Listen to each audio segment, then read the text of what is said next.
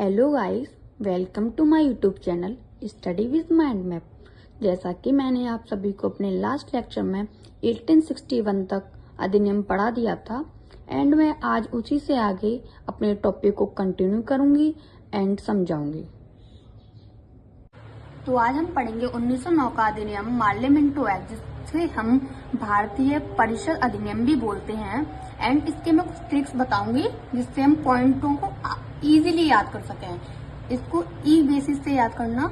E for election की शुरुआत, B से बजट पर चर्चा, एंड ए से एडिशनल मेंबर बढ़े यानी कार्यकारिणी में कुछ मेंबर्स बढ़े, एंड एस से आएगा separate electorate Muslim, and I से Indian council act 1909, and S से आएगा सेक्रेटरी मार्ले, एंड वायसराय थे आपके मिंटो। एंड इन्हीं को पॉइंटों के थ्रू बता देती हूँ मैं आपको। इसमें मार्ले मिंटो एक्ट में जो मार्ले थे वो भारत सचिव थे एंड मिंटो आपके वायसराय थे। एंड इस एक्ट को हम भारतीय परिषद अधिनियम भी बोलते हैं। एंड इसका पॉइंट फर्स्ट में सांप्रदायिक निर्वाचन प्रणाली की शुरुआत हुई। इसका मतलब ये था कि मान लो हम वोटर हैं यानी हम वोटिंग कर रहे हैं किसी को, तो जैसे कि हम मुसलमान हैं तो वोटर भी हमारा मोमडन ही होना चाहिए। इसके अंतर्गत ये था। एंड बी था बजट पर पूरक प्रश्न पूछने का अधिकार था इस नियम के अंतर्गत। एंड वायसराय की कार्यकारिणी में फर्स्ट टाइम एक इंडियन शामिल हुए जिनका नाम सत्येंद्र प्रसाद सिन्हा था और वो विधि मेंबर भी थे। अब हम नेक्स्ट पढ़ेंगे 1919 का अधिनियम, जिसको मॉन्टेग्यू चेम्सफोर्ड अधिनियम भी बोलते हैं। इसके अंतर्गत कुछ बदलाव भी हुए जिनको हम पॉइंट बाय पॉइंट पढ़ेंगे। इसमें पहला था कि प्रांतों में डुअल सिस्टम बोले तो डुअल सिस्टम डायरेक्टली बोलते हैं, जिसकी शुरुआत हुई। और इसमें जो 1919 का अधिनियम मॉन्टेग्यू चेम्सफोर्ड था, इसमें मॉन्टेग्यू भारत सचिव थे एंड चेम्सफोर्ड आपके वायसराय थे। प्रांतों में द्वैत शासन का जो स्टार्ट हुआ था उसमें कुछ दो विषय थे।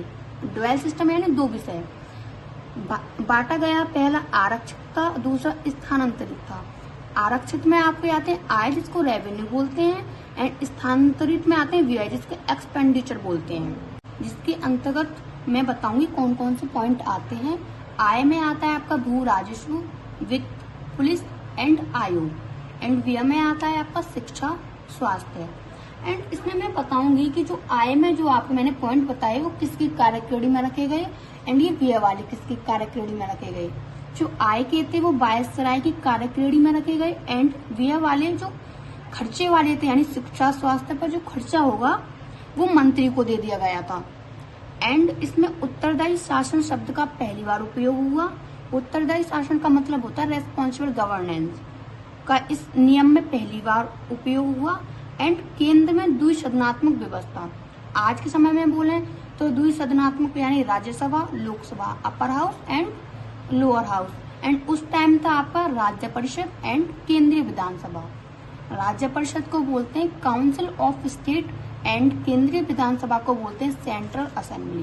जिसमें आपके मेंबर थे एंड कार्यकाल पढ़ेंगे। जो आपका राज्य परिषद है उसको बोलते हैं काउंसिल ऑफ स्टेट। इसमें टोटल मेंबर आपके 10 हुआ करते थे एंड कार्यकाल 5 वर्ष का था। एंड केंद्रीय विधानसभा में टोटल मेंबर आपके 145 एंड कार्यकाल इसका 3 साल था। जिसके बाद हम थर्ड पॉइंट पढ़ेंगे कि सीमित मताधिकार संपत्ति और कर के विशेष पर। इसका मतलब ये ठीक है कि वोटिंग देने का तो अधिकार यहाँ से स्टार्ट हो गया था, लेकिन संपत्ति और कर के आधार पर, जिसके बाद 10 साल बाद इसकी समीक्षा के लिए आयोग बनाया। जिसके बाद हम थर्ड पॉइंट पढ़ेंगे कि सीमित मताधिकार संपत्ति और कर के विशेष पर। इसका मतलब ये ठीक है कि वोटिंग देने का तो अधिकार यहाँ से स्टार्ट हो गया था, लेकिन संपत्ति और कर के आधार पर, जिसके बाद 10 साल बाद इसकी समीक्षा के लिए आयोग बनाया गया, जो कि 1927 में साइमन कमीशन आया, लेकिन 1928 ईस्वी में यह भारत पहुंचा। एंड ये जो हमने आयोग बनाया था 10 साल बाद इसकी समीक्षा के लिए, वो लंदन में इसका हेडक्वार्टर कार्यालय बना। एंड इसके अंतर्गत इस आयोग के अंतर्गत एक बर्थ कमीशन का भी गठन हुआ, जिसका उद्देश्य था रेलवे प्रबंधन और वित्त में सुधार करना। जिसके स्पीकर बोले तो अध्यक्ष सर विलियम एकवर्थ थे। इन्होंने रेल बजट को आम बजट से पृथक किया एंड इसके अंतर्गत ही आता है आपका लोक लेखा समिति, जिसको हम पब्लिक अकाउंट कमेटी भी बोलते हैं, जो कि 1919 के एक्ट के अंतर्गत आया, जिसमें टोटल आपके 22 मेंबर थे, जिसमें से 15 आपके लोकसभा बोले तो lower house and 7 Rajya Sabha and इसको इंग्लिश में बोले अपर हाउस। अब हम पढ़ेंगे 1935 का अधिनियम, जिसको हम भारत सरकार अधिनियम के नाम से भी जानते हैं, जो कि लागू 1937 ईस्वी में हुआ था, जो कि फेडरल कोर्ट ने लागू किया था। इसके पहले मुख्य न्यायाधीश बोले तो chief justice sir Morris gear थे। एंड इसमें कुछ पॉइंट्स पढ़ेंगे, जिसके अंतर्गत हम समझेंगे कि इसमें क्या क्या बदलाव हुए और कैसे कैसे कार्यप्रणाली संभाली गई और क्या क्या हुआ। तो फर्स्ट पॉइंट है आपका प्रांतों में स्वायत्त सत्ता, यानी इसका मतलब ये है कि स्वयं जो प्रांत होंगे उसमें स्वयं शासन होगा। एंड सेंटर जो कि केंद्र होगा उसमें द्वैध शासन होगा। द्वैध शासन मतलब ड्वेल सिस्टम स्टार्ट होगा। एंड प्रांत में ड्वेल सिस्टम का एंड हुआ, मतलब ऑटोनोमस स्टार्ट हुआ एंड ड्वेल सिस्टम एंड हुआ। इसके बाद जो यंग हिल्टन थे उनकी सिफारिश पे आयोग शाही आयोग बनाया गया। शाही आयोग का मतलब होता है कि जो भारतीय मुद्रा और वित्त पर रॉयल कमीशन, जिसकी सिफारिश पर यंग हिल्टन की सिफारिश पर केंद्रीय बैंक की स्थापना हुई, जो कि 1934 के एक्ट के अंतर्गत हुई। लेकिन इसकी जो स्थापना हुई थी वो 1 अप्रैल 1935 में हुई थी, जो कि आरबीआई स्थापना यानी बोला तो रिजर्व बैंक ऑफ इंडिया की स्थापना हुई थी 1 अप्रैल 1935 को, जिसको हम केंद्रीय बैंक बोलते हैं। एंड इसके अंतर्गत ही अखिल भारतीय महासंघ की भी स्थापना हुई, लेकिन इसके बारे में कोई चर्चा नहीं हुई थी। एंड इसके बाद शक्ति का पृथक्करण किया गया, जिसमें सूची को 3 भागों में बांटा गया, संघ सूची, समवर्ती सूची एंड राज्य सूची। इसके बाद आपका आता है पॉइंट अगला, अवशिष्ट शक्ति एंड रेजिडुअल पावर को गवर्नर जनरल माउंटबेटन के अंतर्गत रख दिया था। एंड इसमें 1 अप्रैल 1937 में ही आपका बर्मा बोले तो आज प्रेजेंट में म्यांमार हो गया है, उसको अलग किया गया। एंड 1937 में ही 11 ब्रिटिश प्रांत को चुनाव के लिए प्रोत्साहित किया गया। एंड इसमें ही कुछ होता है कि जवाहरलाल नेहरू ने इस नियम को लेकर कुछ बातें कही, जो कि बोला अनेक ब्रेकों वाली इंजन रहित गाड़ी। एंड जिन्ना ने बोला कि पूरी तरह सड़ा हुआ अस्वीकार्य अधिनियम, किसको बोला 1935 का भारत सरकार अधिनियम को। एंड इस प्रकार हमारा ये एक्ट यहाँ पे अंत होता है। एंड अगला हम अब पढ़ेंगे, अब हम पढ़ेंगे भारत स्वतंत्रता अधिनियम 1947, जो कि 18 जुलाई 1947 में लागू हुआ, जिसके अंतर्गत बताया गया कि भारत और पाक 2 यानी पाकिस्तान 2 स्वतंत्र संप्रभु राष्ट्र होंगे। एंड संप्रभु यानी स्वयं निर्णय लेने वाले देश होंगे।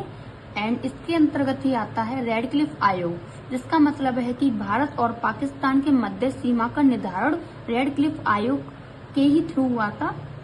एंड इसके बाद वायसराय इस समय आपके गवर्नर जनरल माउंटबेटन थे, जिनको हम आजाद भारत के पहले गवर्नर के रूप में भी जानते हैं। एंड भारत में ब्रिटिश एंड इस अधिनियम के अंतर्गत ही भारत में ब्रिटिश शासन का अंत हुआ, जो कि 15 अगस्त 1947 में हुआ।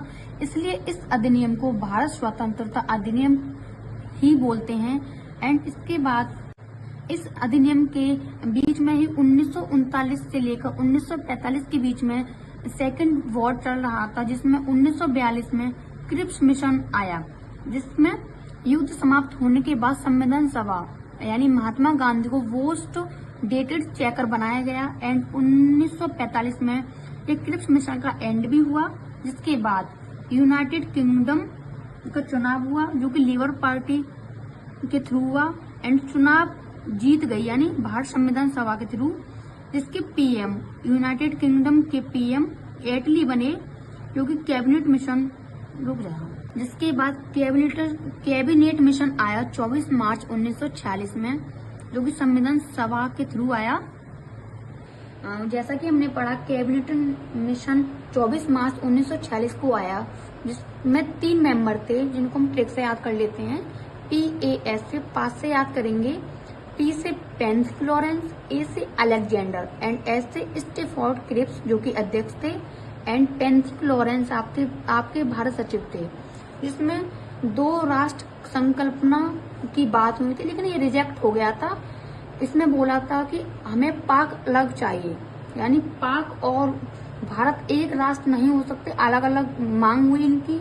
एंड इसके अंतर्गत 10 लाख जनसंख्या पर एक सीट थी और उस टाइम 38.9 करोड़ जनसंख्या थी। इसका मतलब 389 सीट थी उस टाइम।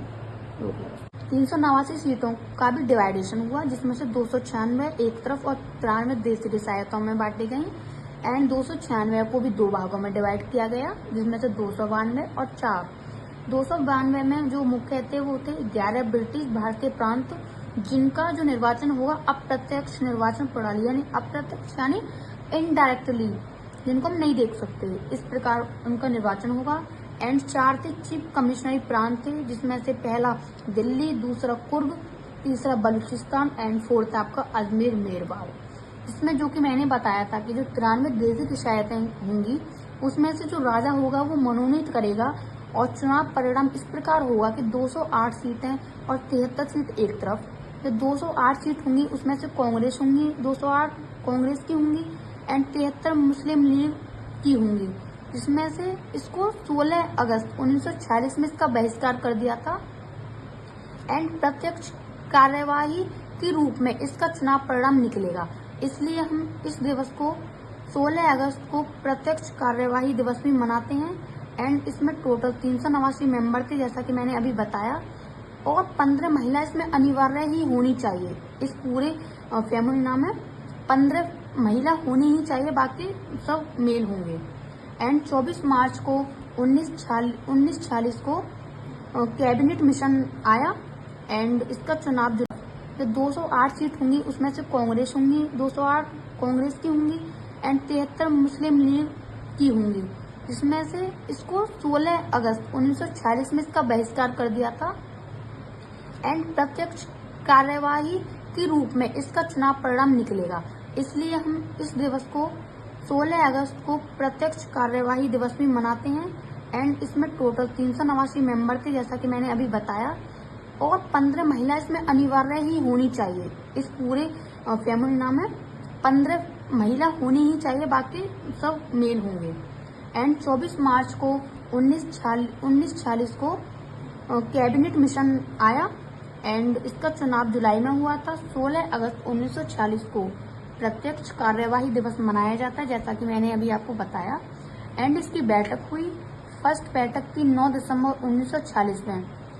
हैदराबाद में इसका बहिष्कार किया गया। एंड अस्थायी अध्यक्ष इसके डॉक्टर सच्चिदानंद सिन्हा थे एंड उप सभापति फ्रैंक एंथनी थे। एंड इसके बाद आपकी थर्ड बैठक हुई, जो कि 11 दिसंबर 1946 में हुई थी। एंड इसके स्थायी अध्यक्ष थे डॉक्टर राजेंद्र प्रसाद, जो कि भारत के पहले राष्ट्रपति भी रह चुके हैं। एंड उप सभापति थे HC Mukherjee and VT Krishnamachari. And इसके बाद आपकी फिफ्थ बैठक हुई, जो कि 13 दिसंबर 1946 को हुई थी, जो कि पंडित जवाहरलाल नेहरू थे। एंड इन्होंने उद्देश्य प्रस्ताव रखा। एंड आज का हमारा टॉपिक यहीं पर अंत होता है। एंड इसके बाद हम पढ़ेंगे अगला टॉपिक प्रस्तावना उद्देश्य का। एंड आज हमारा फर्स्ट माइंड मैप यहीं पे कंप्लीट होता है। Thank you for watching.